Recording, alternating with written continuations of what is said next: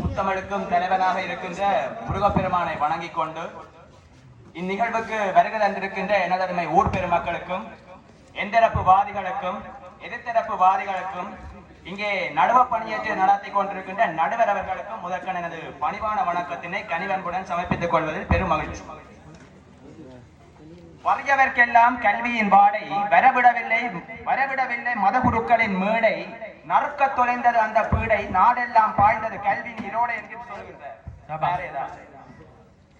நடுவர் அவர்களே, முதற்கண் இந்த தலைப்பினை நீங்கள் இந்த தலைப்பினை தெரிவு செய்ததற்கு நான் நன்றியை தெரிவித்துக் கொள்கிறேன். காரணம், இன்றைய தமிழர்களுடைய வாழ்வியலில் மிகவும் ஒன்றித்து போயிருக்கின்ற மிக முக்கியமான தலைப்பாக நான் இதனை கருத்தில் கொள்கின்றேன். நாங்கள் தமிழாக்கள் நாளைக்கு தலைநிமிர வேண்டும் என்று சொன்னால் கல்வியும், அதாவது பட்டமும் படிப்பும் தான் முக்கியம் என்று சொல்லுகின்ற என் தரப்பு வாதத்தினுடைய பொறுப்பினை உணர்ந்து வாதாட வேண்டிய கடப்பாடு எனக்கு உண்டு. மொழி, கலாச்சாரம், பண்பாடு என அனைத்திலுமே ஒன்றித்து போயிருக்கின்ற ஒரு இனமானது தனக்குரிய அடிப்படையை தெரிவு செய்ய வேண்டும் என்று சொன்னால் அது செல்வத்தில் இருந்து அல்ல, பணமீட்டும் முயற்சியில் இருந்து அது ஒருபொழுதும் தெரிவு செய்யாது, தன்னுடைய கல்வியில் இருந்துதான் தெரிவு செய்ய வேண்டும் என்பதனை ஆணித்தரமாக எதிரணியினருக்கு நான் தெரிவித்துக் கொள்கின்றேன். நாம் வாழும் இந்த சமூகத்தை ஒருவனும் நாங்கள் எடுத்துக்கொள்ள வேண்டும். ஏனென்று சொன்னால் அதிகாலை 3 மணியிலிருந்து இரவு 10-11 மணி வரைக்கும் இங்கிருக்கின்ற எத்தனையோ பெற்றோர்கள் தங்களுடைய பிள்ளைகளினுடைய கல்வி நலனை கருத்தில் கொண்டுதான் ஓடுகின்றார்களே தவிர அவர்களுடைய பணம், அதாவது அவர்களுடைய படிப்பு போதும் இடையில நீ நிப்பாட்டி போட்டு வாராசானோட மாடு மேய்க்க போவோம்ன்றோ இல்லை என்று சொன்னா இதோட நீ படிப்பை நிப்பாட்டி போட்டு கூலி வேலைக்கு போகணும்னு சொல்லியோ எந்த பெற்றோருமே இதில் சொல்ல மாட்டாங்க. அந்த அளவுக்கு மிகவும் ஆணித்தரமானதும் மிகவும் முக்கியமானதுமான விடயம் எது என்று கேட்டால் தமிழர்களுக்கு கல்விதான் என்பதை ஆணித்தரமாக இங்கு குறிப்பிட்டுக் கொள்கின்றேன். இந்த மாடு மேய்ப்பதை அரசு தொழிலாக்க முடியும் என்று தமிழ்நாட்டில் பிரபலமாக பேசுகிறார்கள். அதை பற்றி என்ன சொல்றீங்க? மாடு மேய்ப்பது கேவலம் என்று நான் சொல்லவில்லை நடுவர்களே. ஆனால் இன்று இந்த தலைப்பினுடைய பொருத்தப்பாட்டுக்கு நாங்கள் வர வேண்டும். ஏனென்று சொன்னால் இங்கு கல்வியினுடைய முக்கியத்துவத்தினை பல பேர் புரிந்து கொள்வதில்லை. அவர்கள் மாடு மேய்ப்பது என்றதே ஒரு இழிவாகத்தான் கருதி கொள்கின்றனர். குறிஞ்சி அழகும் கொடுந்தானே கோட்டழகும் மஞ்சள் அழகும் அழகல்ல, நெஞ்சத்து நல்லம் தான் நடுவு நிலையா கல்வி அழகே அழகு என்று சொல்கிறது நாலடியார். எங்களுடைய இலக்கியத்தில் கூட, தமிழ் இலக்கியத்திலே கூட தமிழர்களுடைய அடிப்படையாக எது இருக்க வேண்டும் என்று சொல்கிறது என்றால் கல்விதான் இருக்க வேண்டும் என்று குறிப்பிடுகின்றார்களே தவிர செல்வத்தின் அழகே அழகு என்று சொல்லி ஒரு பொழுதுமே குறிப்பிடவில்லை. இதனை நான் இங்கு ஆணித்தரமாக குறிப்பிட விரும்புகின்றேன். நடுவர் அவர்களே, எங்களுடைய இந்த ஈழமணி திருநாட்டிலே கிட்டத்தட்ட 32 லட்சம் தமிழர்கள் வாழுகின்றார்கள்.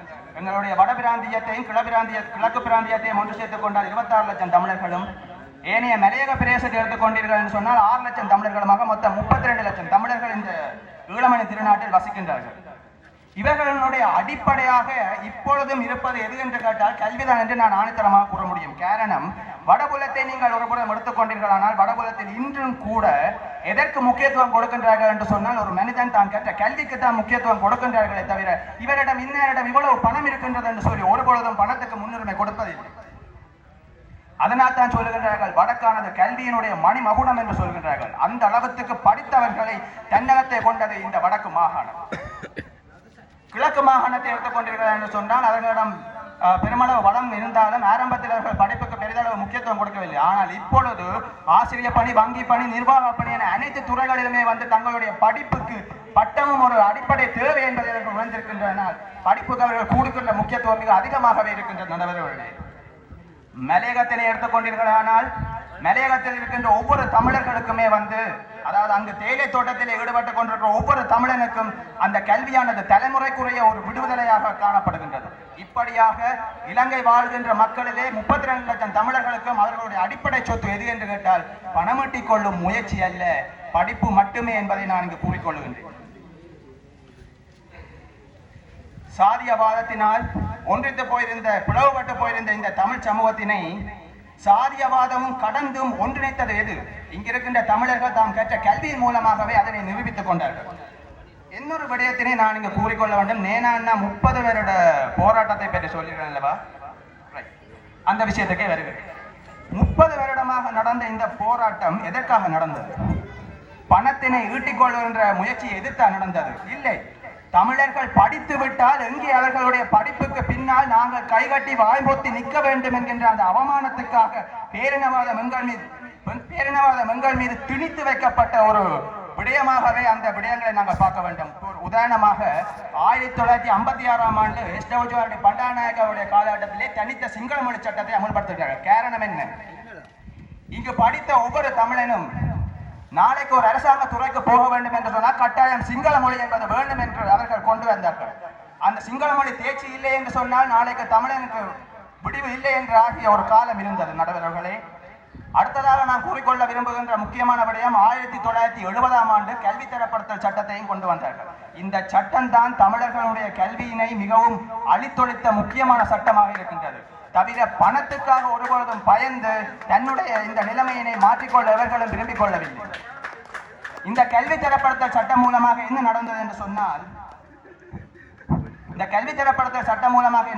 சொன்னால் ஒரு தமிழ் மொழியிலே தேர்ச்சி பெற்ற ஒருவன், அதாவது தமிழ் மொழியிலே பரீட்சை எழுதுகின்ற ஒரு மாணவன் பல்கலைக்கழகத்துக்கு பொறியியல் துறைக்கோ இல்ல மருத்துவத்துறைக்கோ வந்து மருத்துவத்துறைக்கோ உள்வாங்க வேண்டும் என்று சொன்னால் அங்கு முக்கியமாக அவனுக்கு இருந்தது சிங்கள மொழியிலே பரீட்சை எழுதுகின்ற மாணவனை விட புள்ளிகள் அதிகமாக பெற வேண்டும் என்கின்ற நிலைமை.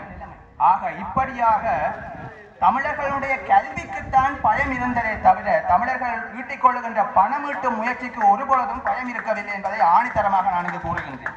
நியாயமானது.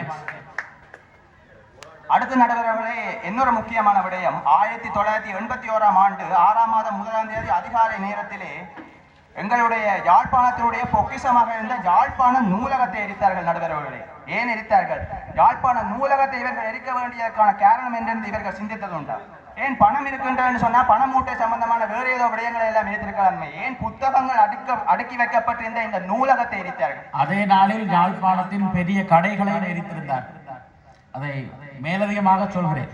நூலகம் எரிக்கப்பட்ட அதே நாளில் யாழ்ப்பாணத்தின் பொருளாதார மையமாக இருந்த பிரபலமான கடைகளையும் எரித்தார்கள். கடைகளை எரித்தால் மீள உருவாக்கி விடலாம், ஆனால் கல்வியை ஒருபொழுதுமே எந்த காலத்திலும் அழிக்க முடியாது. ஏற்றுக்கொள்கிறேன்.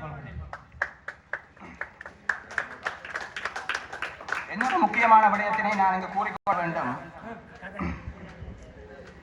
தமிழர்கள் கல்வியால் வளர்ந்தார்கள், கல்வியாலே தன்னுடைய நிலையினை உருவாக்கி கொண்டார்கள் என்பதற்கு நான் ஆணித்தரமாக சில பெயர்களை நான் கூறிக்கொள்ள வேண்டும். பேராசிரியர் காவண்ணா சிவத்தம்பி அவர்கள் மிக முக்கியமானவர். பேராணை பல்கலைக்கழக மாணவராக இருந்த இவர் பர்மிங்ஹாம் பல்கலைக்கழகத்தில் முனைவர் பட்டம் பெற்றவர்.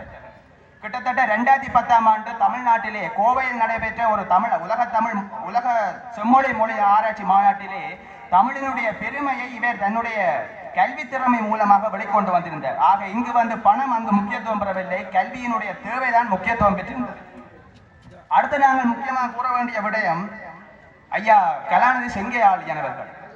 இவரும் வந்து என்னவென்று சொன்னால் பேராணை பல்கலைக்கழகத்தினுடைய ஒரு புவியியல் துறை பட்டதாரி. இன்றும் கூட தமிழர்களுடைய வரலாறு சார்ந்த விடயங்களை பார்க்கும்போது அதிகமாக எந்த நூல் தேடப்படுகின்றன சொன்னால் ஈழத்தமிழர்களுடைய வரலாறு சார்ந்த இலக்கியங்கள் தேடப்படுகின்றன. அது அனைத்துக்குமே மூல வித்திட்டவை தமிழர்களுடைய தலைநிமிர்வுக்கு அடிப்படையாக இருந்தவர்களுள் கல்வியலாளர்களே மிக அதிகம். ஆக கல்வி மூலம்தான் தமிழர்கள் தன்னுடைய அடித்தளத்தை என்று நிறுவிக் கொண்டார்கள் என்பதை ஆணித்தரமாக இங்கு கூறிக்கொண்டு நல்லதொரு வாய்ப்புக்கு நன்றி பாராட்டி விடைபெறுகின்றேன். நன்றி, வணக்கம்.